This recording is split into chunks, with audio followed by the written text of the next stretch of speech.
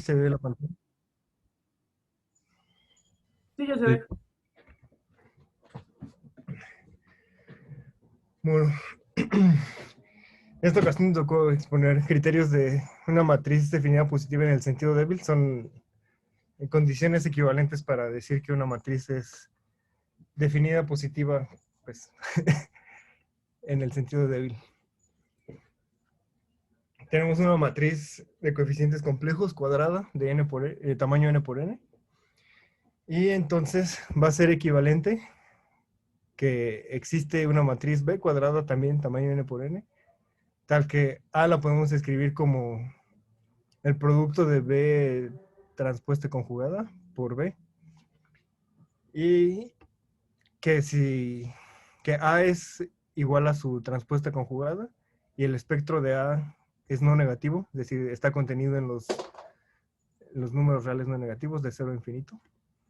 Y que para cada vector en los complejos, en Cn, el producto interno de A por V con V es siempre mayor o igual que 0. Estas tres condiciones van a ser equivalentes para decir que una matriz es definida positiva en el sentido débil. Entonces, vamos a demostrar primero A implica C, C implica B y luego B implica A. Primero, bueno, pues dijimos A implica C. Vamos a suponer que existe una matriz B, tal que A se puede escribir como B transpuesta conjugada por B. Entonces, si tomamos un vector en Cn, el producto de A, B por B, perdón, perdón. Ya, perdón. El producto A o B por V, pues reescribimos como tenemos la hipótesis B estrella por B, por V, por V. Entonces escribimos el producto interno como, pues como se escribe, V transpuesta conjugada por V transpuesta conjugada, asociamos los primeros dos y los últimos dos. Y eso se puede escribir como el producto de B por V con B por V, y esto es por las reglas del producto interno es mayor o igual que 0. Entonces tenemos A implica C. En otras palabras, es como la propiedad principal de la matriz transpuesta conjugada que se puede pasar al otro lado del producto interno, ¿verdad? Así es. En vez de decir transpuesta conjugada, también podemos decir adjunta. ¿Sí? Es una Adjunta. matriz adjunta. Ok. Ahora para demostrar C implica B, estamos suponiendo que el producto de A por B con V es mayor o igual que 0 siempre. Entonces, por el teorema 19.1 que demostró, me parece que Alejandro, tenemos que A es igual a adjunto. Porque el teorema 19.1 nos dice que si el producto interno es un número real, entonces A es igual a A estrella. Entonces aquí es mayor o igual que 0, pues es un número real.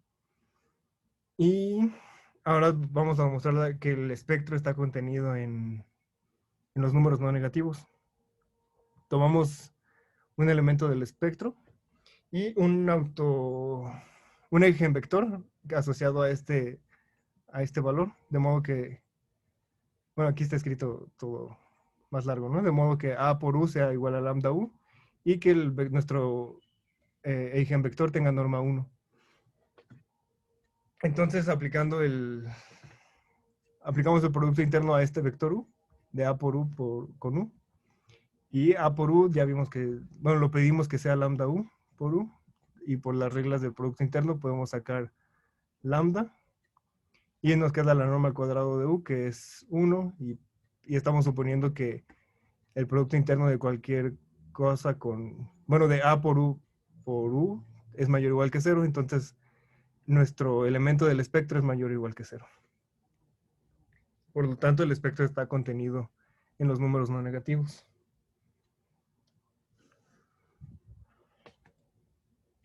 ¿Algún comentario? ¿Alguna duda?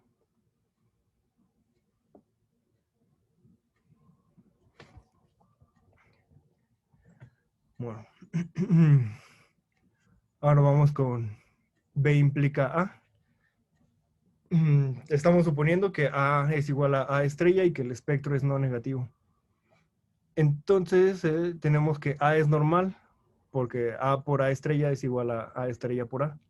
Por lo tanto, del teorema 15.2 que expuso Elisa, existen matrices U y D, de modo que U es unitaria, D es diagonal, y podemos escribir A como U por D por U estrella.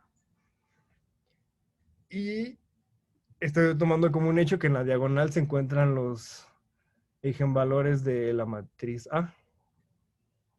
Y como estamos suponiendo que el espectro de A es no negativo, entonces las entradas de esta diagonal son no negativas, por lo tanto podemos factorizar D como las raíces de las diagonales, D a la 1 medio por D a la 1 medio. Entonces tomando B como U como D por D a la 1 medio por U estrella, tenemos que podemos escribir A como B estrella por B. Y tenemos las tres condiciones equivalentes. ¿Qué tal? ¿Cómo? Bueno, todo parece más o menos correcto. ¿Cómo podemos criticar a Abdiel? ¿Qué se les ocurre? ¿Dónde podemos?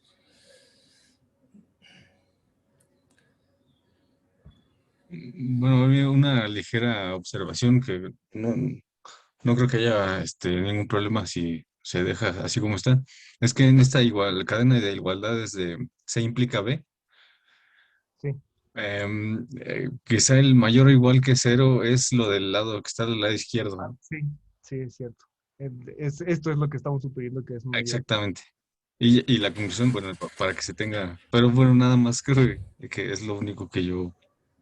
Excelente, excelente. Sí, sí, esto sí es bueno porque así como está escrito, la lógica es confusa, ¿verdad? Sí. Excelente. ¿Qué más?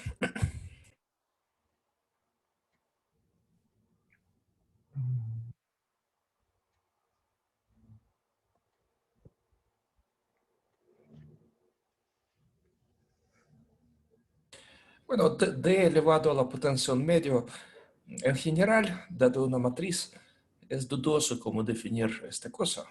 Ajá. Y cuando en general alguna notación es dudosa, mejor evitarla. Entonces, pues realmente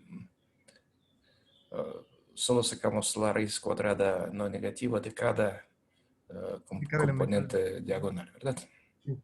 Tal vez sería mejor escribirlo de manera elemental, que D escribimos como matriz diagonal con ciertas componentes diagonales, D minúscula 1, etcétera, D minúscula n, y definimos la matriz nueva como matriz diagonal con las raíces. Bueno, el razonamiento sería el mismo, pero en vez de D elevado a un medio, escribirlo de Sí, manera más aburrida de qué estamos hablando. ok. Excelente. Si hay algunas otras dudas, observaciones.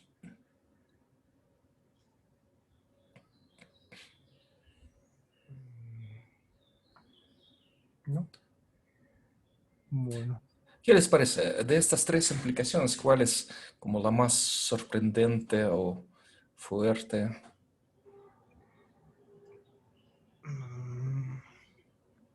Pues yo creo que la B, ¿no? Bueno, cualquiera de que A o C impliquen B, a mí se me hace sorprendente. ¿Qué implican B? Sí. Sí, que A sea igual a su adjunta y que aparte tenga, aunque el espectro esté contenido en los no negativos. Bueno, que A implica B, ¿qué les parece? ¿Esto sería fácil o no? Que A implica B. Mm, A, bueno, a mí no se me ocurrió cómo demostrar esta parte con A implica B.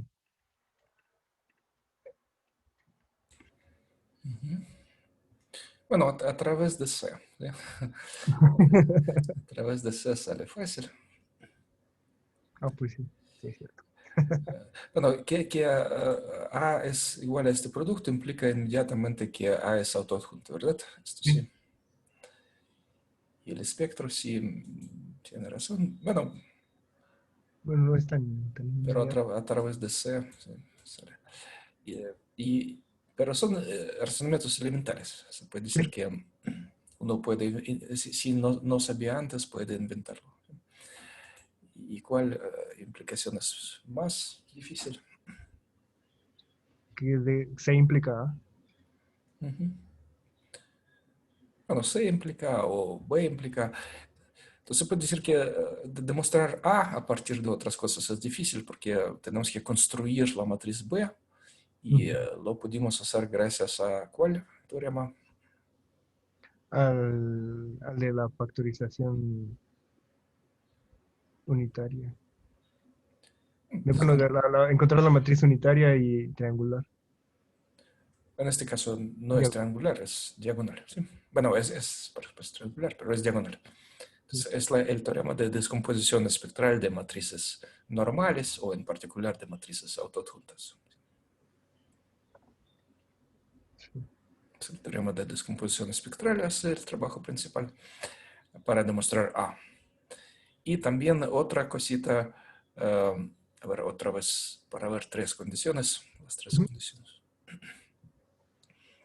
Que la condición C sobre la forma cuadrática resulta ser muy fuerte.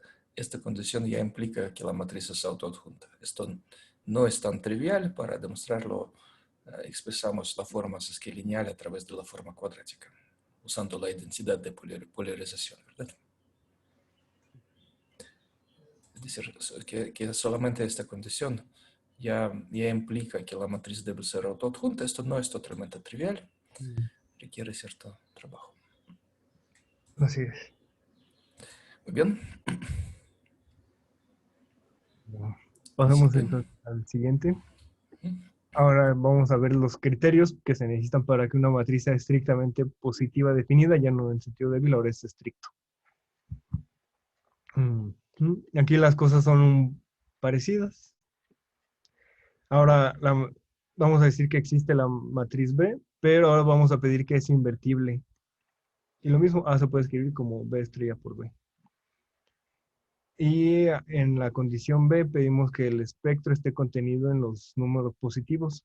O sea, ya estamos dejando fuera el cero. Y perdón, en la condición C, ahora igual estamos pidiendo que sea mayor que cero estrictamente, para cada B que no hay cero.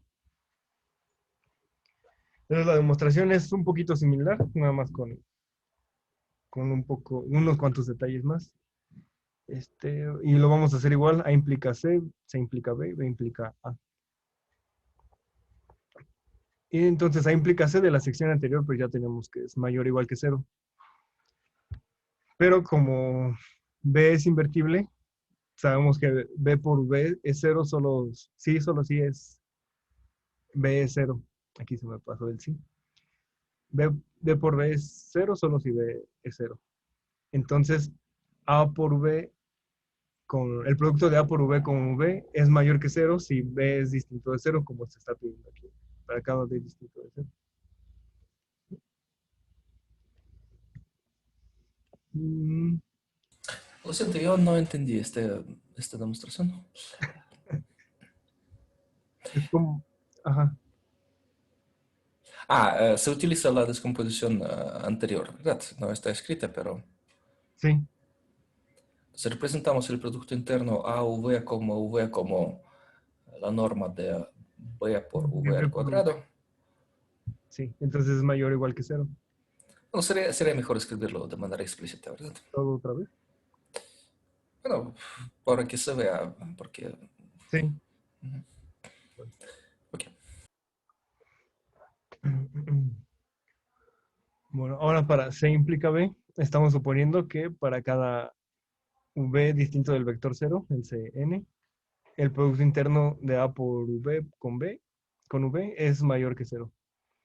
Entonces, de nuevo, del teorema 19.1, A es igual a su adjunta.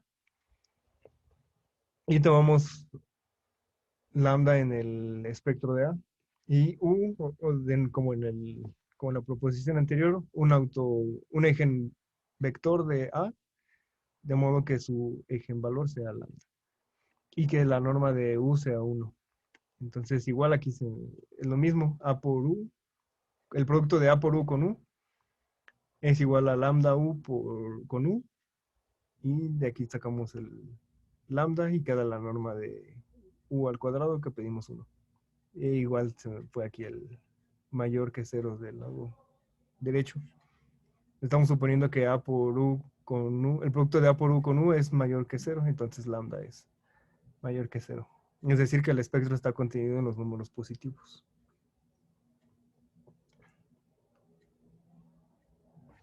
Y para B implica A, el razonamiento es el mismo. Tomamos, como A es normal, tenemos la descomposición U por D, por U estrella, donde U es unitaria y D es diagonal.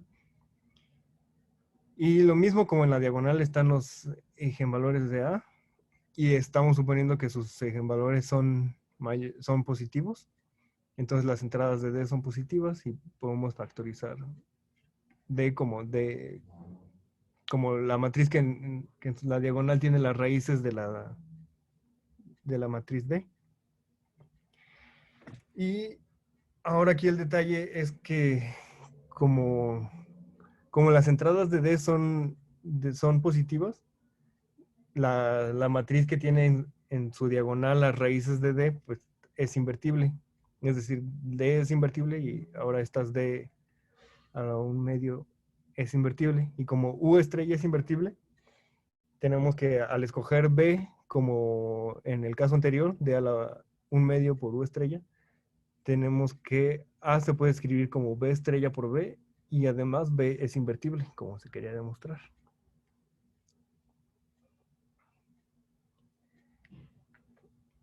Y se tienen las equivalencias.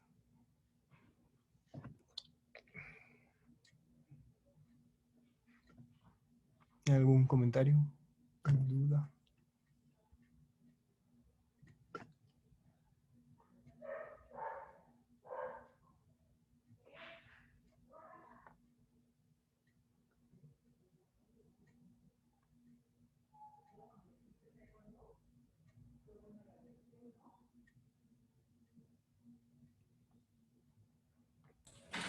Excelente.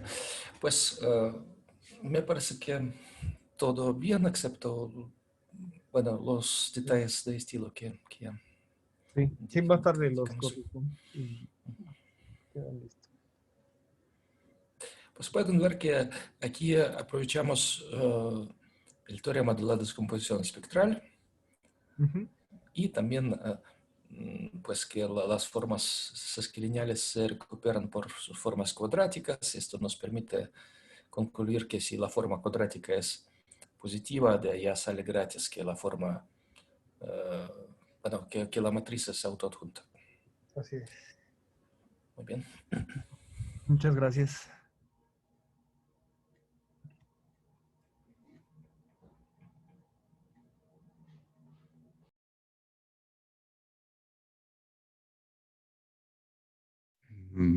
Bien, ya se ve mi pantalla. Sí. Muy bien. Entonces, con estas herramientas que demostró el compañero Abdiel, vamos a ver el criterio de Sylvester.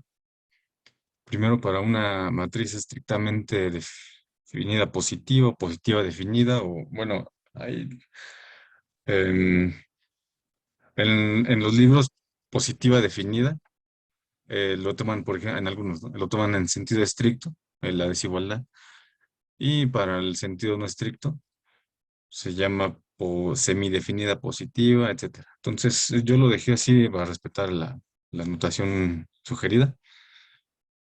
Y vamos a tomarlo como definición lo siguiente. Tenemos una matriz autoadjunta, cuadrada con entradas en los complejos. Vamos a decir que esta matriz es estrictamente positiva definida si su forma cuadrática asociada es positiva. ¿Esto qué es? Bueno, que para cada vector no nulo en Cn, esta forma es estrictamente positiva. Esa va a ser nuestra definición. Para una matriz estricta, bueno, esa definición. Bien, para demostrar este criterio de Sylvester, bueno, hay algunos caminos que en esencia creo yo que son el mismo. Em, yo escogí este camino que lo hallé en un artículo que se me olvida citarlo, voy a poner la cita y poner el DOI. Em, pero, por ejemplo, en el Hoffman, en el Friedberg, en el Strang, me parece, viene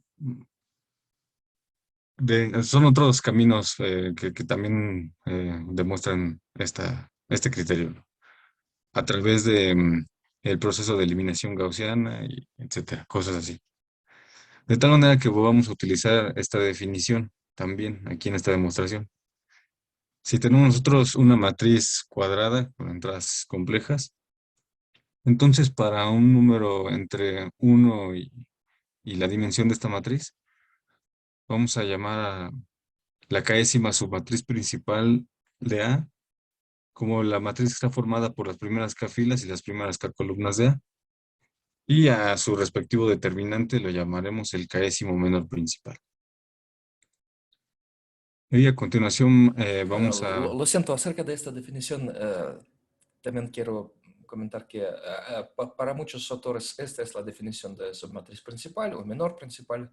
Algunos prefieren a estos menores llamar menores de esquina o menores principales líderes, porque también surgen de manera natural los menores o las submatrices un poco más generales cuando las filas y las columnas son las mismas, pero no necesariamente las primeras. Y estas matrices también hacen un papel principal. Entonces, aquí también hay una pequeña como un desacuerdo en la terminología entre varios autores, pero está bien. Bueno, gracias. Sí, es cierto. Bueno, el primer lema que vamos a utilizar es este. Si nosotros tenemos una base para un espacio vectorial V, compuesta de estos n vectores, y nosotros suponemos que W es un subespacio de V de dimensión K. Y también si tomamos entonces nosotros un número m menor que esta dimensión de este subespacio, entonces existe un vector W no nulo en el subespacio, tal que va a ser combinación lineal de los últimos vectores. Me gustaría hacer aquí un dibujito, a ver si... yo lo pensé de la siguiente manera. Por supuesto, nada más lo imaginé en R3, ¿no? Si, por ejemplo, nosotros tenemos aquí este V,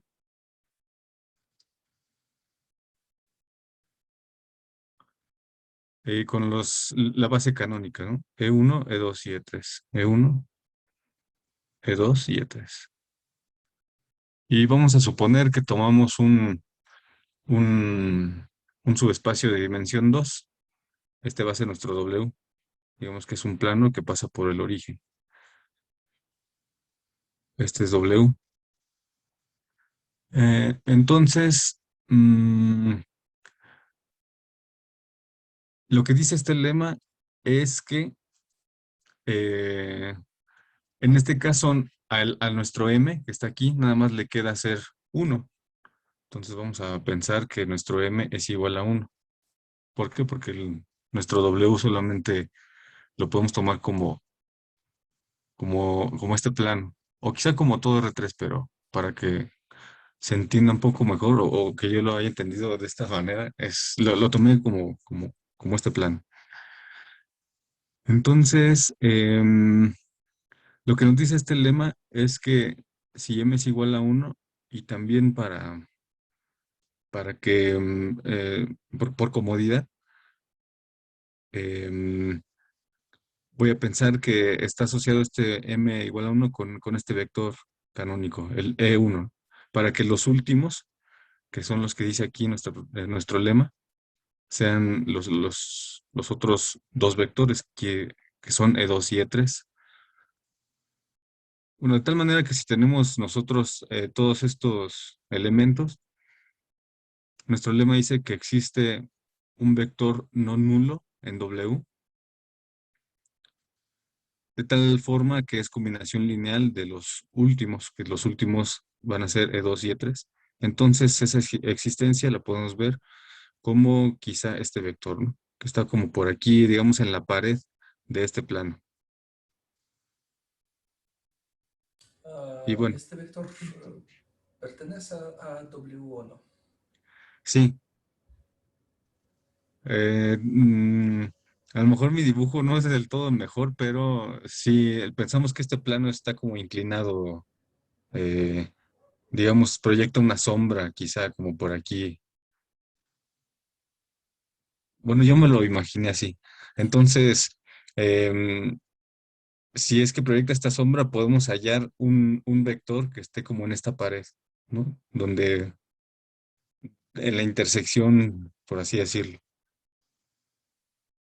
Muy bien.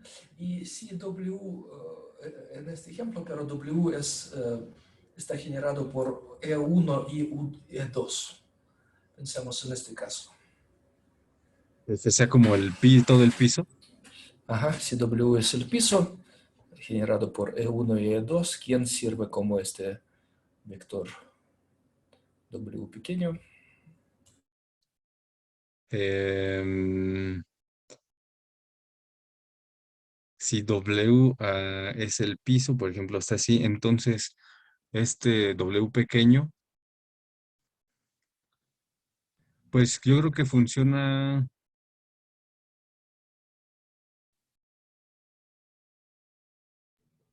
quizá cualquier vector sobre ese mismo piso, ¿no? ¿O no? Pues queremos que sea una convención lineal de E2 y E3, ¿verdad? Sí.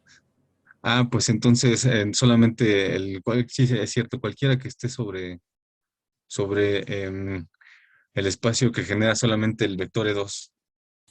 Ujú, me parece así. Ok. Ah, muy bien, muy bien. Bueno, esa es como la única forma que pude imaginarme esto, ¿no? Excelente, excelente explicación. A ver, quiero sentir mejor que la condición M estrictamente menor que K es importante. Ujú. Propongo ver si M es igual a K. ¿Qué va a pasar? Ok. Este, El mismo dibujo, K es igual a 2, ¿verdad? ajá. Entonces, si pensamos que M es igual también a 2, tendríamos que hallar un vector que solamente estuviera generado por E3 y que fuera no nulo. Si tomamos como dijiste al principio el piso, entonces ya no existiría este vector, ¿no? Ujú, excelente. Muy bien. Bueno, yo me lo voy a imaginar así. Entonces, la demostración es sencilla. Pues vamos a tomar nosotros como el U, el subespacio generado por los últimos eh, vectores, a partir del m más 1 hasta el n. Bueno, es inmediato entonces que la dimensión de este U va a ser n menos m. Y aquí lo que vamos a usar es el teorema de la dimensión para subespacios. Bueno, creo que sí se llama. La dimensión de W ya sabemos que está dada por el enunciado que es K. La dimensión de U, bueno, dijimos que es n menos m. Y digamos que lo peor que nos podría pasar con el otro lado de la igualdad, con esta dimensión, es que fuera, pues, que fuera todo el espacio, ¿no? Es decir, esto a lo más es n, lo podemos poner así. Entonces, si pensamos, como les digo, en el peor de los casos que fuera todo el espacio, que su dimensión fuera n, bueno, entonces se podría cancelar esta n con esta n, ¿no? Y debido a que m es estrictamente menor que k, pues entonces despejando, se tiene que la dimensión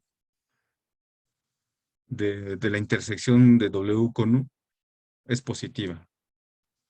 Eso quiere decir que, pues, entonces, al menos debe de haber un elemento ahí no nulo en este subespacio. Entonces, ¿alguna duda con este razonamiento o algún comentario?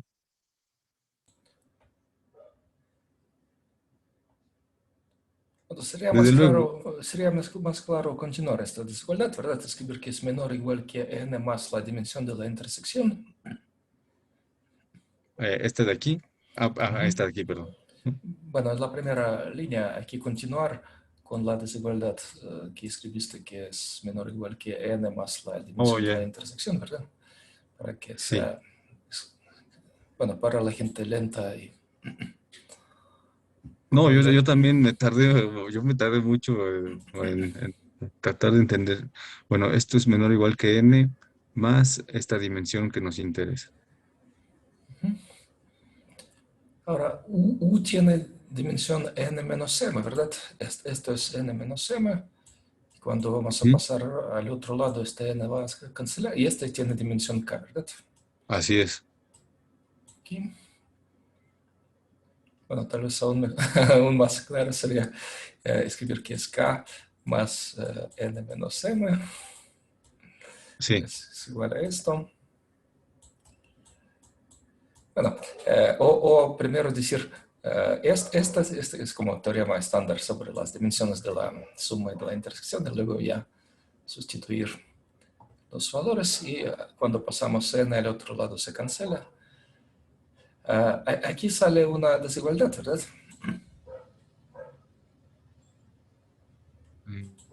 Sí, sí, en sentido estricto, sí. Bueno, Sí, menor o igual, ¿verdad? mayor igual, ¿verdad? Perdón, mayor o igual, sí. Ok. Entonces, el trabajo hace el teorema de las dimensiones de la intersección de suma. Sí, así es. Aquí no lo voy a corregir. Ay, así.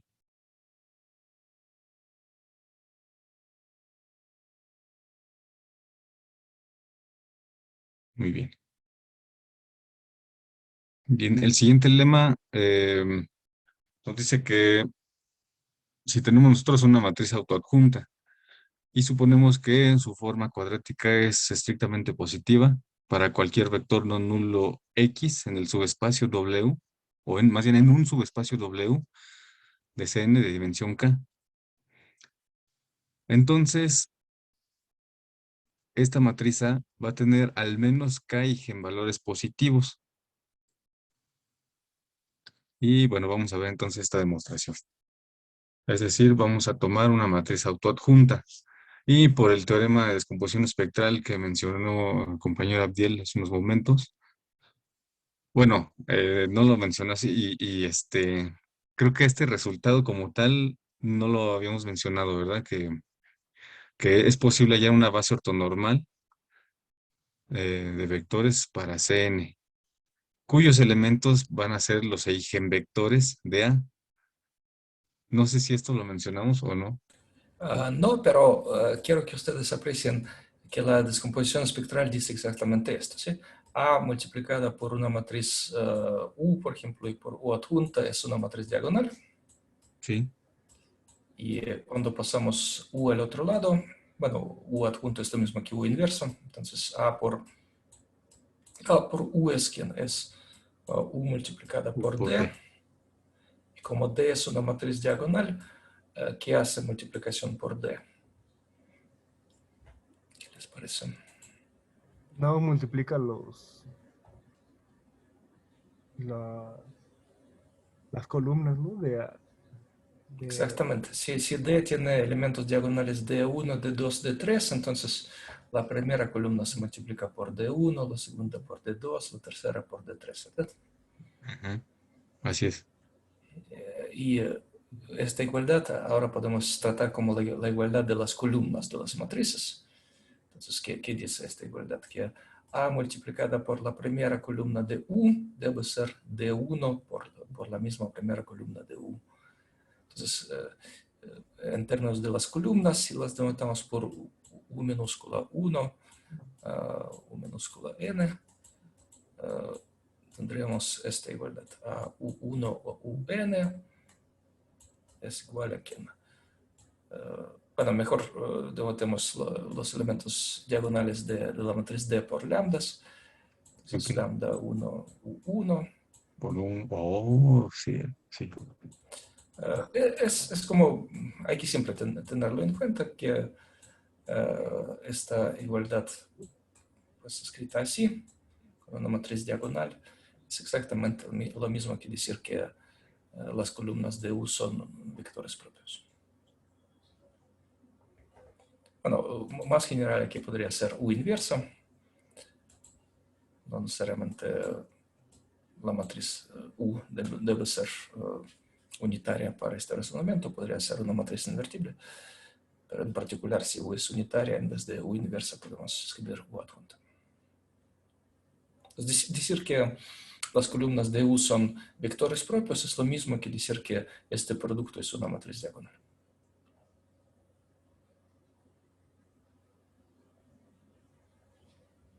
¿Sí? Sí. Entonces, es una de las formas de enunciar el teorema espectral. Muy bien. Muy bien. Entonces, vamos a proceder por reducción al absurdo. Vamos a tomar los correspondientes eigenvalores, lambda 1 hasta lambda n, a estos Bueno, eigenvectores. lo siento, aquí quiero que todos aprecien cuál es la dificultad del lema. Que pues los vectores propios de esta base ortonormal, V1, Vn, pueden no estar relacionados con el subespacio W, ¿verdad? Sí. Bueno, desde el principio no está claro y parece que en general pueden no tener, no necesariamente algunos, digamos, no necesariamente una parte de estos vectores está en el subespacio W. Es el problema. Y ayudan bueno, ayuda el lema anterior. Adelante, sí.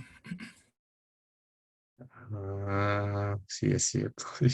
Bueno, entonces tomamos los eigenvalores correspondientes a esos eigenvectores V1 hasta Vn.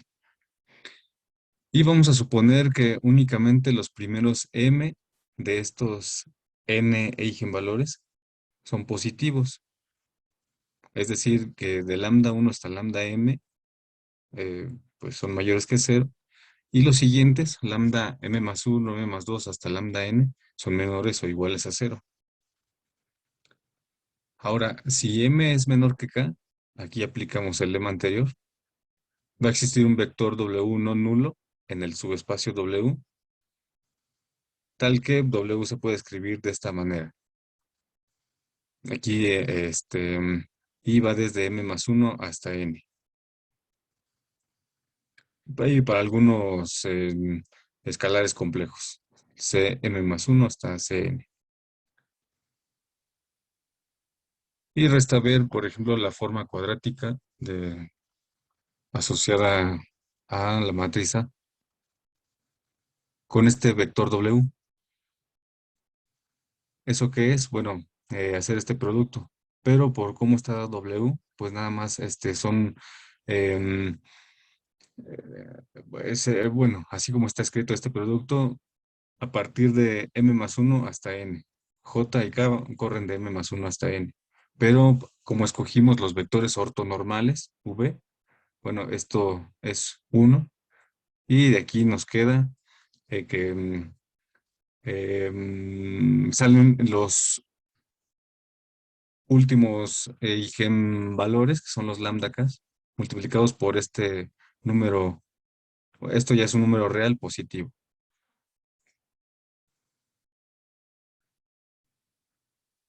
Bueno, como les decía, esa igualdad se da, la última, porque los Vs son ortonormales.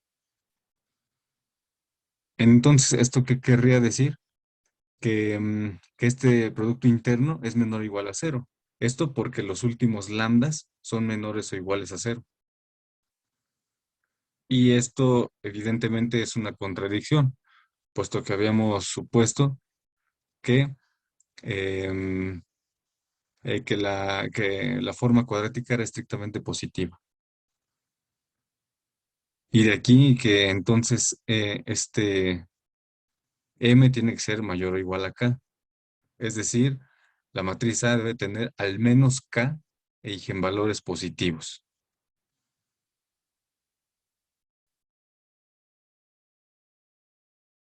¿Alguna, algún comentario o duda?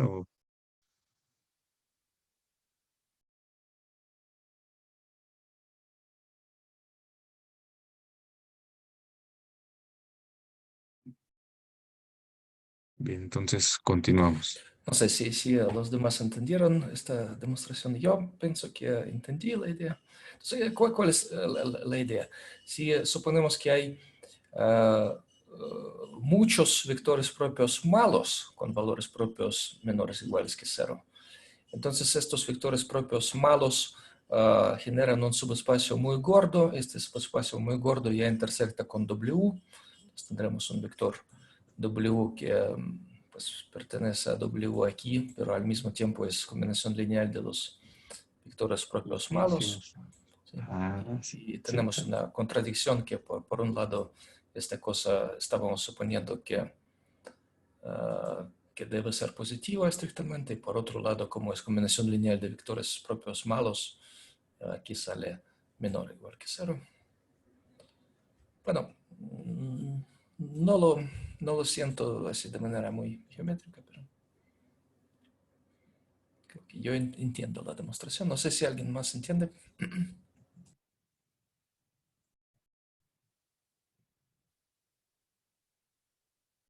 No, obviamente, Cristian, sí, porque...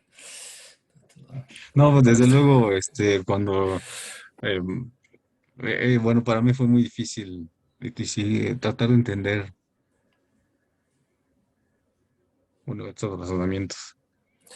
Bueno, una de las cosas fundamentales es el lema anterior, como el teorema sobre la dimensión de la suma e intersección de subespacios.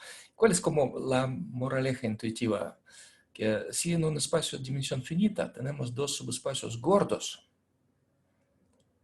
necesariamente intersectan. Si dos subespacios son suficientemente gordos, si la suma de sus dimensiones es estrictamente mayor que la dimensión del espacio grande, entonces necesariamente deben intersectarse, ¿verdad? Como en el Ujú. espacio R3, dos planos, dos dimensionales que pasan por el origen, necesariamente intersectan. Bueno, o hasta coinciden, pero al menos intersectan en una recta.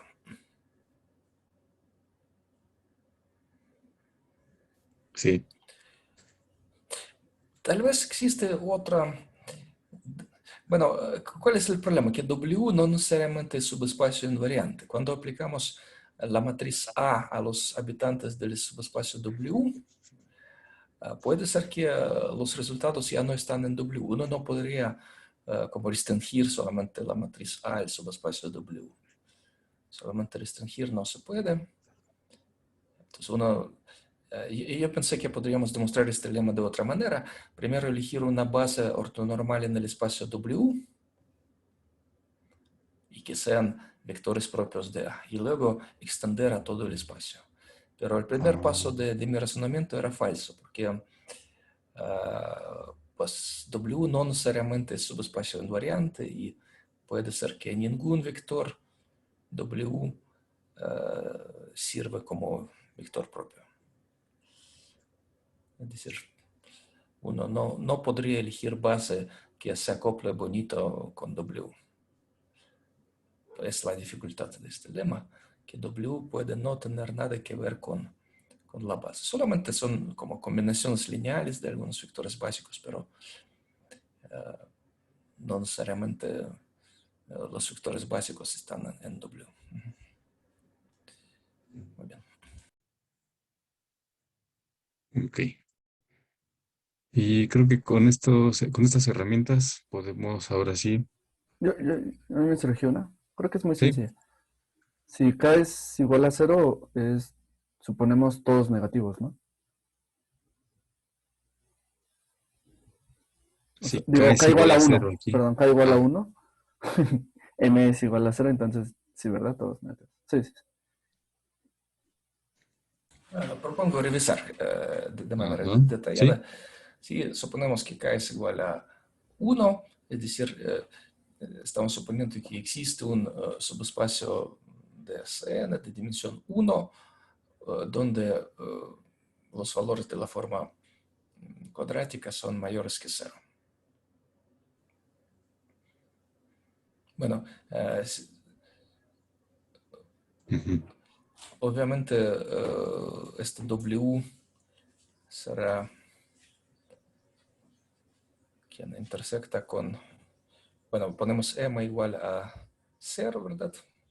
sí, Entonces es razonamiento por contradicción. Estamos suponiendo que todos los valores propios son menores o iguales que menores o 0. iguales. Así es.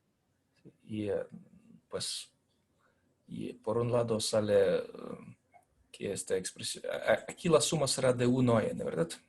Ujú, Participan todos los vectores básicos y por un lado la suma es menor o igual que 0, porque lambdas son menores o iguales que 0. Y por otro lado, pues debe salir mayor que 0 por la suposición. sí. Entonces parece que funciona bien para el caso k igual a 1. ¿Sí? ¿Qué tal, Alejandro? Sí, sí, me estaba confundiendo, pero sí era claro. Va.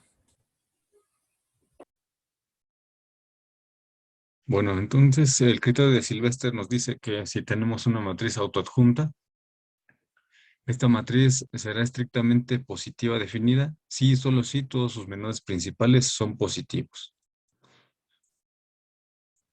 Vamos a demostrar, bueno, vamos a suponer primero que la matriz es estrictamente positiva definida. Y lo que vamos a hacer es tomar un número entre 1 y n. Tomamos también la submatriz késima principal, denotada de esta forma. Y W va a ser el subespacio de dimensión K, pero que consiste de todos los vectores con coordenadas nulas en las entradas después de la késima hasta la enésima, que son la K más 1, K más 2, hasta la n. Em, bueno, como estamos suponiendo que sucede esto, que la matriz es estrictamente definida positiva, entonces para cualquier elemento no nulo de Cn, bueno, esto pasa, perdón, para cualquier elemento no nulo de Cn, en particular para los elementos no nulos de W, pero por un lado, bueno, esta es la suposición que esto es positivo, y esta igualdad se da porque pues nada más van a contar, digamos que esta submatriz, porque las últimas entradas de los W pues son cero, esas no van a contar, por eso se da esta igualdad. En otras palabras, pues entonces esto querría decir que la submatriz késima principal de A es estrictamente positiva definida. Y bueno, por las implicaciones de la sección anterior, su espectro es positivo y esto nos dice que pues todos sus eigenvalores son positivos. Por lo tanto, al ser el determinante al ser el producto de todos estos eigenvalores positivos, no le queda más que ser positivo este determinante. Y esto sucede para cualquier K entre 1 y n. Y con se tiene lo deseado, que todos sus menores principales son positivos. Ahorita que concluiste que la matriz es definida positiva estrictamente, este, ahí como, no sé, como que no lo veo, porque son como W, ¿no? Como que es estrictamente positiva, pero en W. Mm, Más bien la conclusión fue que la submatriz esta es definida positiva. Eh, lo que pasa es que aquí tomamos un W arbitrario, pero en el subespacio W grande, que Ajá. consta de los vectores que pues no importa las últimas coordenadas porque son cero, ¿no? Entonces no deja de ser arbitrario en W. Entonces este producto pues solamente tendría sentido para estas submatrices. Al ser esta submatriz, pues, como más bien cumplir esta desigualdad estricta con el cero, Ujú. eso querría decir ya entonces que es estrictamente positiva esta submatriz caesima. Ya. No sé si entonces con eso sí te convencí o no, no sé. Desde el principio, miren, ¿quién es el subespacio W? Son vectores que a partir de cierto momento, bueno, después de a partir del lugar K más 1 tienen componentes 0, ¿verdad? Sí. Entonces, W se puede identificar con cuál espacio. Con CK. Entonces, aquí se utiliza esta identificación. Ujú. Ya. Exactamente. Bueno, si yo fuera no tan redondo como ahora, sino más cuadrado como antes, entonces yo debería aquí gritar que estamos mal. Hay que tal vez denotar por ejemplo, W está en CK y W, no sé, con alguna, no sé, ondita, por ejemplo, W con tilde, con onda, ya está en W. ¿Cómo obtenemos este vector extendido? Solo ponemos ceros en los demás componentes, ¿verdad? W tenía K componentes, en las demás ponemos puros ceros. De esta manera podemos extender un vector. Y la igualdad más precisa sería aquí con W extendido, ¿verdad? Sí, es exactamente. Eso sí. Sí, ya está, claro, muchas gracias. Bueno, esta parte como hay que verificar, tal vez pueden verificarla por componentes. Pueden pensar que, ok, ¿cómo se puede calcular la suma, perdón, la forma cuadrática? Como una suma doble, ¿verdad? Donde A, J, K se multiplican por quiénes. WJWK. Uno de Bueno, estos WK estrella. debe ser conjugado. ¿Quién es conjugado? Yo siempre olvido. WK. Yo creo que no, porque en la definición del producto de matrices AJK se multiplica por WK, ¿verdad? Yo creo que este será Sí, conjugado. J. Es la forma de, bueno, es la manera de escribir la forma cuadrática en coordenadas. Así como la gente escribía Ya, en sí. el siglo XIX, solo escribían así. Bueno, sobre J y K. Y como W proviene de este subespacio, o se puede pensar que es un vector extendido que proviene de CK, bueno, lo siento, yo CK en otro sentido, pero estas sumas se reducen, solamente aparecerán las sumas de las primeras K componentes. Yo utilicé K en otro sentido, lo siento. Y bueno, con esto se verifica esta igualdad, ¿verdad? Se pueden tratar estas expresiones como sumas dobles y gracias a la naturaleza de W, gracias a la naturaleza de esta matriz, solamente participan las primeras componentes. Okay. Bueno, otra pregunta. Aquí usamos el hecho que si una matriz es diagonalizable, es decir, si A es una matriz diagonalizable, multiplicada por una matriz de cambio de base, por ejemplo, bueno, U y su inversa, o en particular puede ser adjunta, es igual a una matriz diagonal. Entonces, ¿qué tenemos sobre los determinantes? Cuando aplicamos el determinante a esta igualdad, el lado izquierdo, ¿quién es?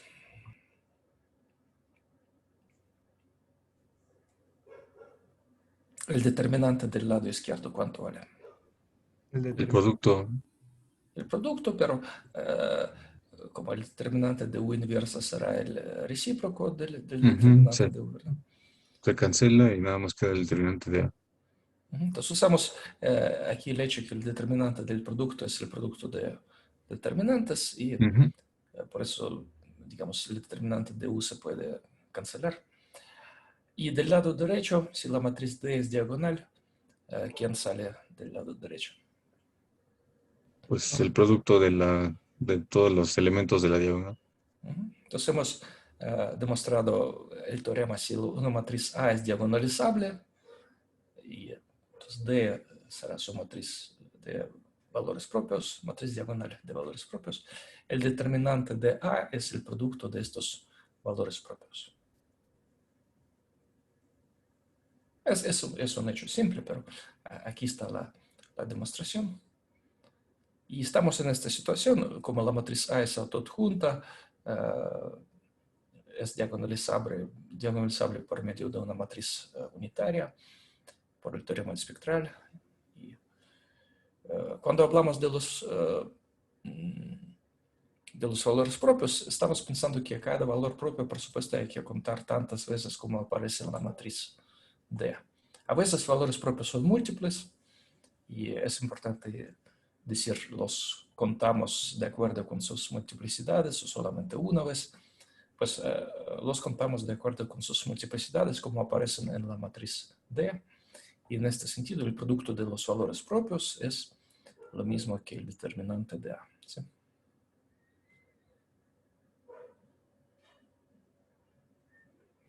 Bueno, fue un comentario que el determinante de una matriz se expresa como el producto de sus valores propios.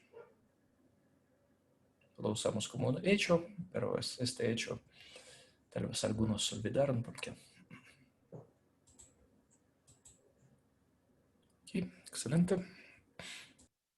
Muy bien. Entonces, ahora vamos a suponer que todos los menores principales son positivos y vamos a demostrar que entonces la matriz A tiene que ser estrictamente positiva definida. Y esto lo vamos a hacer por inducción sobre la dimensión. Bueno, por cierto, entonces esta es la parte fina. Entonces en este criterio de Sylvester, la primera parte es realmente simple y la parte fina, esta es la segunda. Es como demostrar que esta condición es suficiente. Muy bien. Bueno, para n igual a 1 es inmediato. Si, bueno, una matriz de tamaño cuadrada de tamaño 1 es nada más un número y no hay ningún problema. Entonces ahora vamos a suponer el resultado válido para n-1. ¿Esto qué es? Bueno, que si todos los menores principales de una matriz n-1 por n-1 son positivos, entonces esta matriz debe ser estrictamente positiva definida. Esa es la hipótesis de inducción. Ahora bien, si ya es una matriz n por n con menores principales positivos, por esta hipótesis de inducción, la submatriz principal n-1 por n-1 es estrictamente definida positiva. ¿Qué es lo que resta hacer? Bueno, tomar W el subespacio de dimensión n-1, que consiste de los vectores cuya última coordenada es 0. En este caso podríamos hacer la anotación que hicimos, no, la idea de que este W va a ser Cn-1, digamos cruz 0, ¿no? Excelente. No, ¿verdad? Sí, Cn-1 o Cn-2. Menos 1. Excelente. Sí, así es. Bien, entonces para cualquier elemento W, no nulo aquí en W, pues no es... a ver, aquí entonces, esperen un momento que estamos suponiendo que todos los menores son principales.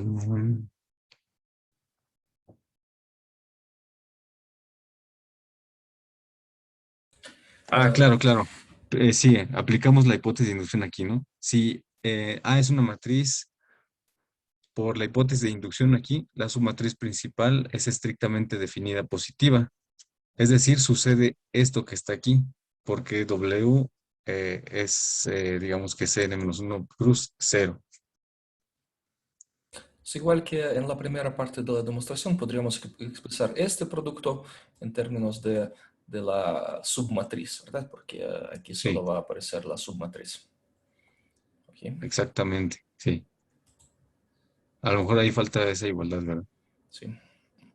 Sí, pero ahora, entonces, por el lema anterior, esta matriz A va a tener al menos n-1 eigenvalores positivos. Es decir, estamos aplicando el lema anterior con K igual a n-1. Sin embargo, como el determinante de toda la matriz es positivo, pues se concluye que A debe tener entonces n eigenvalores positivos. Eso querría decir entonces que A es estrictamente positiva definida.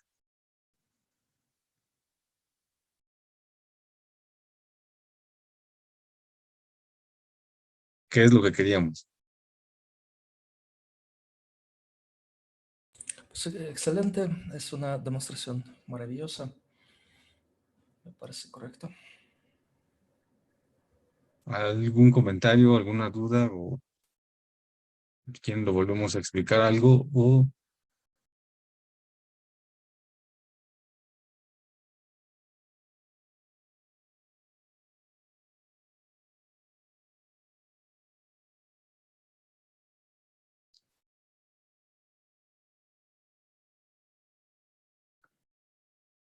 Bueno, para que la gente aprecie un poco más este teorema, un ejemplo por favor, un ejemplo cuando la matriz tiene el determinante de toda la matriz positivo, estrictamente positivo, pero la matriz no es positiva definida, por favor.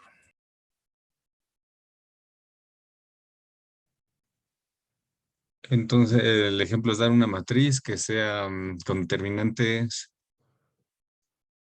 determinante mayor que cero. Ajá. Quiero que veamos por qué no es suficiente solo pedir que el determinante de la matriz total grande sea positivo. ¿Por qué tenemos que pedir algo más? Estos menores de esquina. Propongo construir un ejemplo. Creo que podremos encontrar una matriz diagonal, tal que su determinante sea estrictamente positivo, pero la matriz tendrá valores propios, algunos negativos. Pues se me ocurre, no sé, esta, por ejemplo, así. Sí, parece que es el ejemplo más pequeño y más bonito. ¿Sí? Aquí pueden Bueno, ver que aquí sí. el determinante de toda la matriz es positivo, ¿sí? Pero tiene dos valores propios estrictamente negativos. ¿Qué muestra este ejemplo? Que solo pedir que el determinante de la matriz sea positivo no es suficiente. Hay que pedir algo más. Y Sylvester encontró esta condición que, pues, si pedimos también los menores de esquina, entonces esto ya es suficiente.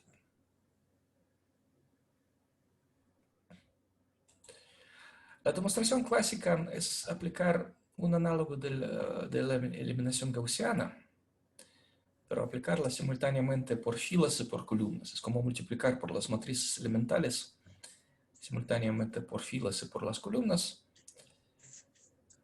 Y se puede mostrar que en este proceso los determinantes de submatrices principales líderes, estas submatrices de esquina, preservan sus signos. Y como suponíamos que estos determinantes eran positivos, esto significa que al diagonalizar esta matriz. Esta diagonalización se llama diagonalización de Jacobi. Es como análogo de la eliminación gaussiana, pero cuando se aplican las mismas transformaciones elementales y por filas y por columnas. Y pues con este proceso sale directamente a una matriz diagonal con elementos positivos.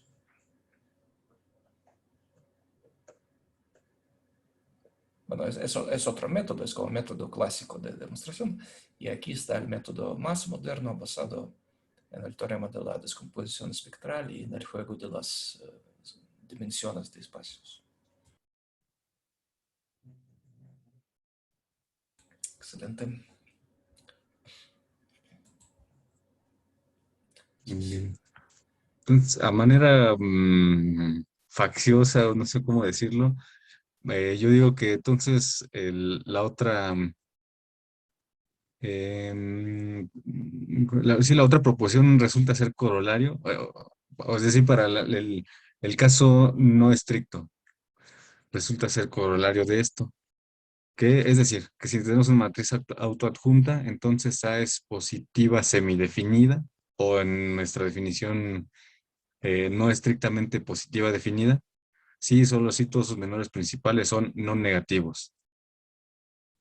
Y la demostración, pues la puse como ejercicio porque me parece que, pues si ya tenemos el caso estricto, el único caso que quedaría suelto sería cuando se da la igualdad con cero. Y entonces, creo que no tiene mucho chiste. Y la otra es que, pues, repetir quizá esta demostración, pero haciendo débil el, la desigualdad, que sea no estricta, y ver si es que sí funciona. Según yo, sí funciona, pero bueno, lo de que lo puse como ejercicio. Bueno, aquí quiero decirles una moraleja. La diferencia entre un experto con mucha experiencia y una persona que todavía tiene menos experiencia, el experto sabe dónde comete los errores. El experto con más experiencia tiene más dudas en todo y sabe mejor, ajá, en este momento yo puedo cometer errores. Bueno, este corolario, así como está escrito, ¿qué significa que son menores principales? Es estos de las primeras filas, de primeras columnas, ¿verdad? Menores principales entendemos Sí. en este sentido. Bueno, en esta forma el corolario es falso.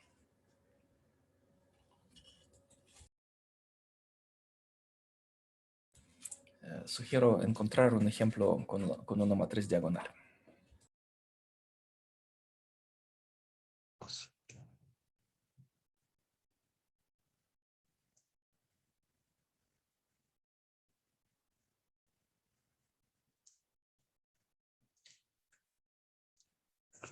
Ah, ya sé, entonces algo así.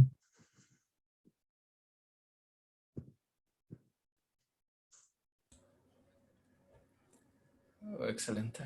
Sí. Sí, Bueno, ¿verdad? Sí. esto no, No. porque este menor es negativo. ¿Sí? Esto, así como está escrito, no sirve, pero a ver si se puede modificar.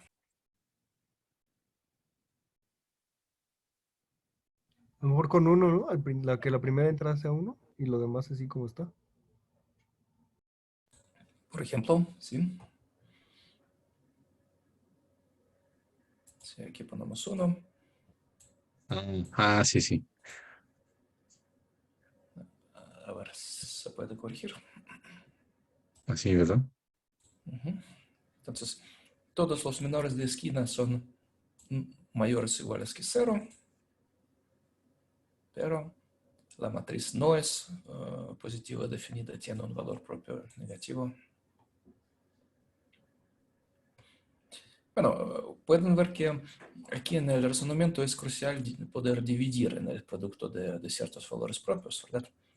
Decimos, el producto de todos es positivo, los primeros n-1 son positivos, podemos dividir. Y si las desigualdades no son estrictas, ya no podemos dividir y la demostración falla.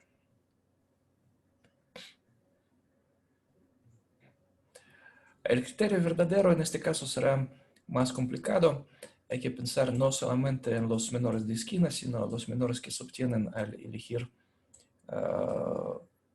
las mismas filas y columnas, no necesariamente las primeras. Por ejemplo, uno de los menores que va a aparecer es este. Bueno, otro es solamente este, solamente la componente principal 2, 2. También el menor formado por la segunda y tercera fila y columna. ¿Entienden? Sí, hay que elegir las mismas filas y columnas, formar estas submatrices y hablar de todos estos menores. Es el criterio verdadero en este caso. Y por eso algunos autores prefieren decir menores principales ya sobre todos estos menores que se obtienen de las mismas filas y columnas. Ah, entonces aquí ya no serían nada más los menores de esquina. No solamente los menores de esquina, sino todos los Ya. menores que corresponden a la misma elección de filas y columnas. Sí. Por ejemplo, para una matriz 3x3, en el criterio de Sylvester clásico, digamos, el criterio para matrices estrictamente positivas, para matrices 3x3 solamente participan 3 menores de esquina, ¿verdad? No solamente son 3 menores de esquina. Y ahora si pensamos en todos estos menores, que algunos autores los llaman menores principales, que corresponden a la misma elección de filas y columnas, por ejemplo, la segunda y tercera fila y la segunda y tercera columna. ¿Cuántos menores participan en este criterio? 6. Vamos a contar por los tamaños. ¿Cuántos menores uno por uno podemos encontrar así? Ah, más, ¿verdad? Sí, de 1, 2, 3. Menores uno por uno son 3, solamente son componentes Sí, de la diagonal principal. en diagonal. Ahora, menores 2 por 2. Hay que pensar en subconjuntos 2, de tamaño 2 del conjunto de tamaño 3. 2. ¿No? Podemos elegir las filas 1, 2 y columnas 1, 2. O elegir las filas 1, 3 y 1, 3. O. 2, 3 y 2, 3. Estos Exacto. son 3, sí. Ya. Y finalmente, ¿cuántos menores de tamaño 3? 1, Entonces, en total surgieron ¿cuántos? 2, 3, 6, 7. 7. Pues si no les gusta el número, bueno, a muchos les gusta el número 7, ¿verdad? Pero si a alguien no le gusta, puede pensar que 7 es casi 8. Falta el menor 0 por 0, menor vacío, que por definición vale 1. Bueno, para una matriz de tamaño 0 por 0, es cómodo pensar que su determinante es igual a 1. Entonces, en este caso, bueno, son todos los subconjuntos del conjunto de 3 elementos, es decir, 8 subconjuntos, 8 menores. Bueno, uno de los cuales es menor vacío y de manera gratuita vale 1. Y los demás ya no siempre. Bueno, entonces este corolario desgraciadamente es más complicado, ¿verdad? Sí, no lo vi, la verdad, no lo pensé tanto. Sí, pues la teoría no es tan fácil en este caso. Un camino, es decir, repetir los razonamientos anteriores parece que no es posible porque en el No, último paso hay que dividir sí. entre el producto de los anteriores. Y un camino posible es pensar en la matriz A más delta por la identidad, donde delta será un número positivo y pequeño.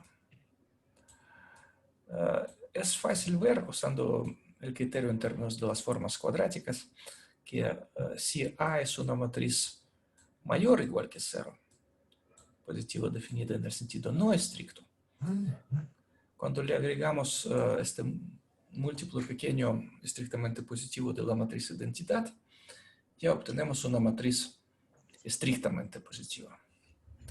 Este truco se llama regularización y se usa mucho en la optimización, en problemas de... a veces esto se conoce como la regularización de Tikhonov, pero bueno, es un truco muy estándar. A una matriz mayor o igual que 0, sumarle un múltiplo de la matriz identidad, y con esto ya la matriz será estrictamente mayor que 0. Entonces, para esta matriz, bueno, si estamos suponiendo que A es mayor o igual que 0, entonces esta matriz es estrictamente mayor que 0. Por lo tanto, todos sus menores principales, líderes o no líderes, cualquier menor ubicado en las mismas filas y columnas, es fácil ver que será estrictamente mayor que 0. Y luego, cómo regresar a los menores de la matriz original A. ¿Qué les parece? Entonces, tendremos que un determinante de una submatriz de esta matriz. Yo no voy a escribir bien, pero un determinante ubicado en las mismas filas o columnas de esta submatriz de esta matriz es estrictamente mayor que 0. ¿Cómo obtener un menor de la matriz original? ¿Qué les parece? ¿Qué hacer con delta? Llevarlo al límite. Exactamente, pasar al límite cuando delta tiende a 0 y ya tendremos una desigualdad no estricta. Es en una dirección y desgraciadamente esta es la dirección simple. Y falta la dirección más complicada. Tal vez ayuda el mismo truco, no lo veo. Y tampoco veo por qué deben aparecer tantos menores, como usarlo en la demostración. Entonces, es un buen ejercicio, sí es correcto, pero no es nada fácil. Bueno, pero entonces el enunciado aquí, esto de menores principales, habría que aclarar que es todos los menores sabidos y por haber, o Sí, hay que que coincidan en ajustarlo. filas y columnas. Ujú. Exactamente, hay que hablar de otros menores aquí. Sí, claro. Pero es un caso, ¿cómo se dice? El abuso de los menores. Ujú. Es una situación triste. Bueno, no sé si tienen algunas dudas. Y estoy feliz que ya casi entendí la demostración del criterio de Sylvester para matriz estrictamente positiva. Para mí Bueno, este tema es muy pesado. sí, yo también creo lo mismo. Bueno, me aventuré a poner esto de un poco de la matriz de Gram. Excelente, adelante. Sin embargo, ahorita estoy viendo que a lo mejor y me equivoqué con el problema, la manera de hacer el producto, pero bueno, ahorita lo vemos, es un criterio sencillo y creo que lo podría corregir. Em, Desde luego, ocupé esta definición, ya que hay otras alternativas como que sea igual a un producto de bueno, otra cosa. Si tenemos un espacio vectorial de dimensión finita, esto porque lo estamos trabajando con matrices, ¿no? Y con un producto interno que también me parece que podría ser un espacio pre-Hilbert, pero bueno, lo puse con producto interno porque también estamos trabajando con el producto interno. La matriz de Gram G, entonces, de un sistema de vectores V1 hasta Vn, de este espacio vectorial, se define de esta manera. Em, Como todas las entradas van a ser, digamos que todos los productos internos entre estos vectores. Desde luego, esta es una matriz cuadrada. Y la primera observación es que es autoadjunta. Bueno, si nosotros obtenemos la entrada conjugada JI por las propiedades del producto interno, pues se ve que esa es la entrada IJ de la matriz G. La primera proposición es ver entonces que esta matriz G es positiva definida en el sentido no estricto. Y para ello, bueno, tomamos un vector no nulo en el espacio vectorial. Y hacemos este producto que, bueno, es la doble sumatoria. Aquí lo puse en una sola. Pero entonces aquí, bueno, de esta manera escrito, creo que no hay problema de poner la barra en cualquiera de las X, ya sea XY o XJ. Y de nuevo usamos la propiedad del producto interno. em, la segunda entra como conjugada, la segunda entrada del producto interno y se puede ver como esto. Y esto pues es el producto interno entonces de todo este vector que está aquí adentro. O a veces se puede, la sumatoria se puede meter en cada una de las entradas. Y ahora sí, esta es la norma al cuadrado de todo este vector que está aquí dentro. Y de nuevo, por las propiedades del producto interno o de la norma, ¿no? Esto es mayor o igual que cero. Eso quiere decir que la matriz G es definida positiva en el sentido no estricto. No sé si hay algún comentario de esto. Excelente, excelente. Bueno, yo escribiría, por supuesto, IJ corre de 1 a n cada vez, pero ok, esto se entiende. Ujú. Bueno, la última proposición es que si Y estos... lo siento, entonces en el enunciado, por supuesto, cuando hablamos de la matriz de Gram, es bueno decir, están dados algunos vectores, ¿verdad? Sí, Y, porque es con respecto a un sistema de vectores. Así es, sí. y creo que aquí hay un problema con X. Sí, aquí hay un problemita. Miren, originalmente la matriz de Gram está asociada a unos vectores que son habitantes de un espacio con producto interno que puede ser bastante abstracto, ¿verdad? En el inicio, Sí. a ver, estos vectores V pueden, de hecho, el espacio no necesariamente es de dimensión finita aquí, no importa para, Ujú. y este n que apareció aquí, esto es dudoso, yo pondría otra letra porque n usamos mucho para la dimensión del espacio y en realidad, pues la cantidad de vectores puede, no tiene que no tener nada que ver con la dimensión del espacio. Por ejemplo, en un espacio de dimensión 5 podemos hablar de la matriz de Gram de 3 vectores. Sí. Ahora, miren, ¿dónde debo vivir? Bueno, esta G ya es una matriz. G es una matriz cuadrada. Pensemos en el caso cuando V por simplicidad será C5, aunque podría ser hasta un espacio de dimensión infinita o un espacio de funciones con producto interno definido por medio de las integrales. Pero pensemos en el caso simple, V es C5. Pero aquí vamos a poner tres vectores, V1, V2, V3. La matriz de Gram asociada a tres vectores. Bueno, la notación aburrida es indicar estos tres vectores, pero vamos a usar la notación corta, G. Ahora, la pregunta es, este X, ¿en qué espacio debe vivir para que tenga sentido este producto? Es en R3. Bueno, perdón, en C3, ¿no? Puede ser de 3 entradas. Exactamente. Entonces, este vector X en general no está en el mismo espacio que los vectores originales, sino Claro. está en Cn o Cm, donde esta letra N o M es la cantidad de los vectores que participan. Bueno, esto sí hay que ajustar. Claro, claro, sí. Muy bien. Adelante. Mm, bueno, de una vez lo voy a poner. Bueno, no, necesito corregir todo y ya lo pongo. Bueno, entonces de aquí se puede ver que la matriz G es positiva definida en el sentido no estricto. Y culmino con esta proposición que si estos vectores, los que están asociados a la matriz, son linealmente independientes, entonces la matriz G es estrictamente definida positiva. Y eso se puede ver de la siguiente manera. Si los vectores son linealmente independientes, aquí lo puse de esta manera, pero bueno, había que hacer esa notación.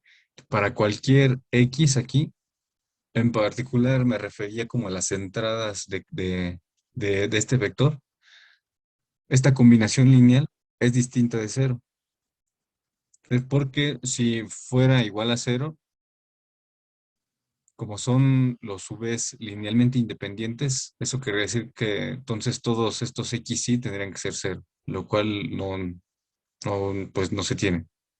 Por eso es que esta combinación lineal es distinta de cero. De tal manera que, bueno, la forma cuadrática asociada es estrictamente positiva.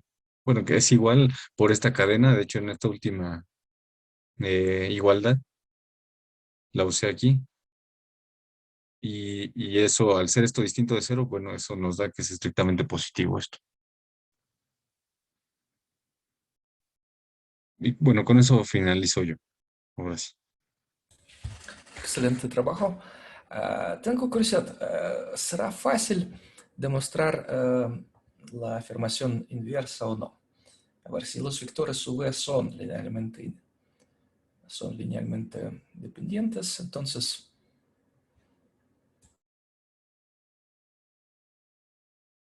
bueno, ¿cuál es el teorema más completo? Que los vectores son linealmente independientes si y solo si la matriz de Gram es estrictamente positiva definida. Aquí hay un si y solo si.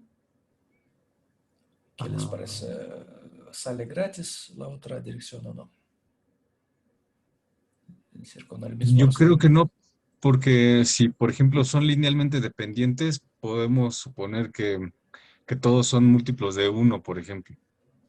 En el peor de los casos, o en el caso no deseado, todos son múltiplos de alguno de ellos, o múltiplos positivos, por ejemplo, y esta sumatoria ya sería distinta de cero.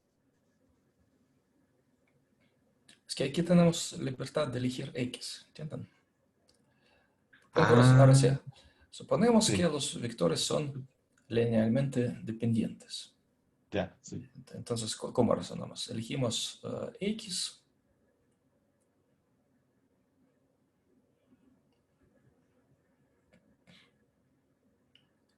Elegimos Pues X. de tal manera que las entradas sea la combinación lineal que da el cero.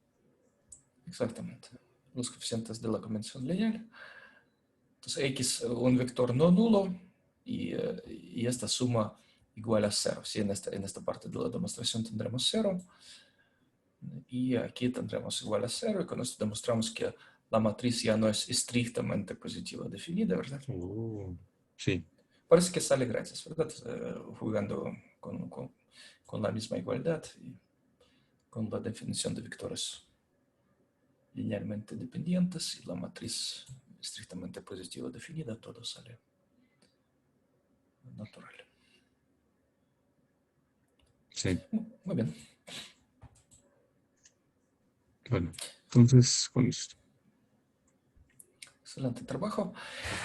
En lo anterior, al final de la sección anterior, pues aquí es muy fácil confundir estas cosas, pero una parte simple es cuál.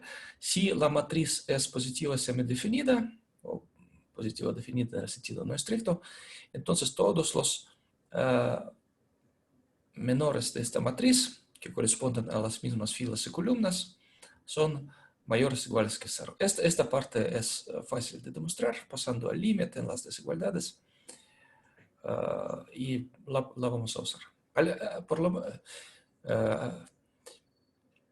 lo menos una consecuencia muy simple es cuál. Si una matriz es positiva semidefinida, entonces su determinante es mayor o igual. No, no negativo, sí. Mayor o igual que cero.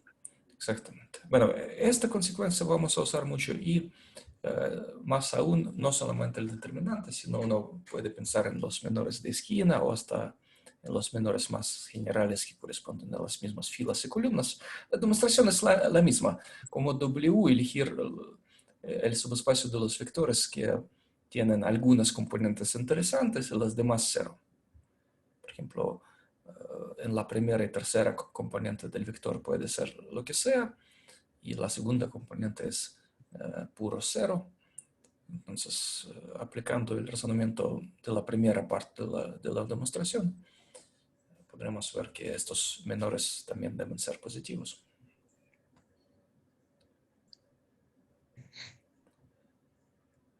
Entonces, hay que ajustar este corolario, al menos escribir la parte simple. Si una matriz es autoadjunta y no negativa, entonces sus menores que corresponden a las mismas filas y columnas son mayores o iguales que cero. Esto tiene consecuencias muy interesantes. Uno puede jugar con estos menores. Vamos a ver, en la matriz de Gram, imaginamos el caso de dos vectores. ¿Cuál es la matriz de Gram para el caso de dos vectores?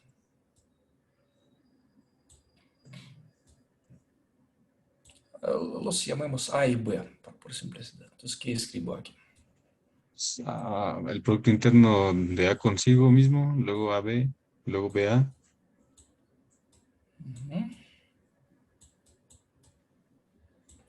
BA, por cierto, es lo mismo que AB conjugado. Podemos escribirlo como BA, como AB conjugado, como sea. Y aquí BB, ¿verdad? Entonces, ¿qué dice la proposición 3? Que pues esta matriz es positiva definida en el sentido no estricto. En particular, esto implica que su determinante es mayor o igual que cero.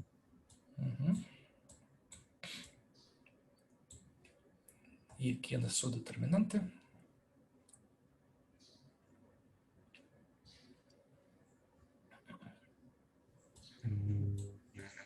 La norma de A al cuadrado por la norma de B al cuadrado.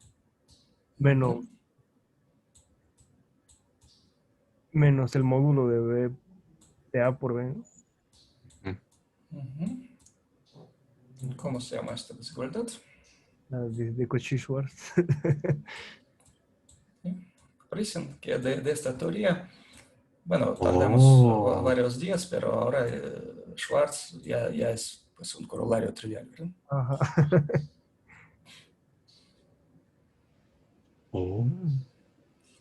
Bueno, en este momento sentimos el poder de la teoría de formas cuadráticas, de sí. matrices positivas definidas. Entonces, la desigualdad de Schwarz para nosotros ya es un corolario así trivial a nivel de primaria. Gracias a la teoría anterior. Bueno, es una consecuencia para el caso de dos vectores, ¿sí? Y Abdiel estudió una consecuencia para el caso de tres vectores. Usando la matriz de Gram de tres vectores se puede demostrar que cierta expresión es una distancia, ¿verdad? Ajá, que si nos interesamos como en el ángulo que hay entre dos vectores y definimos la función distancia como ese ángulo entre dos vectores, con la matriz de Gram se obtiene la desigualdad del triángulo. Aplicar... Bueno, el determinante a la matriz de Gram de esos tres vectores. Excelente, ajá, exacto. Tiene la desigualdad del triángulo. Interesante, bonito.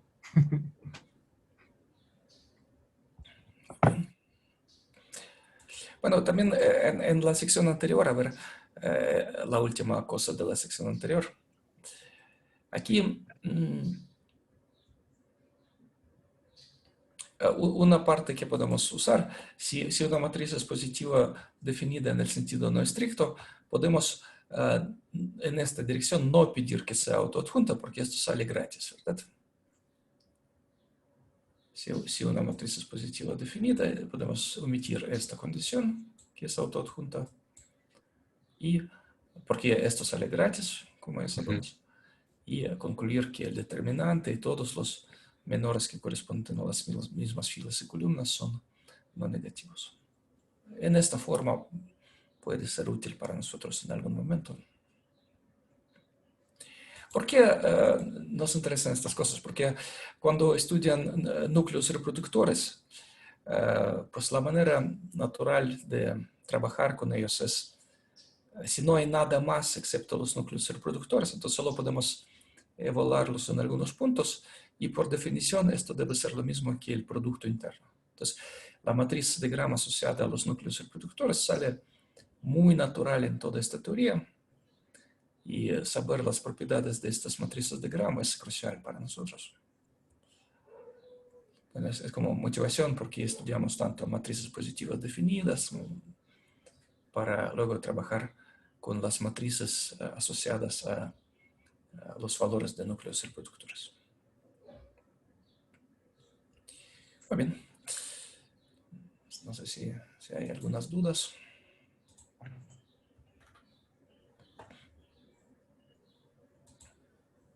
No. Gracias a los expositores.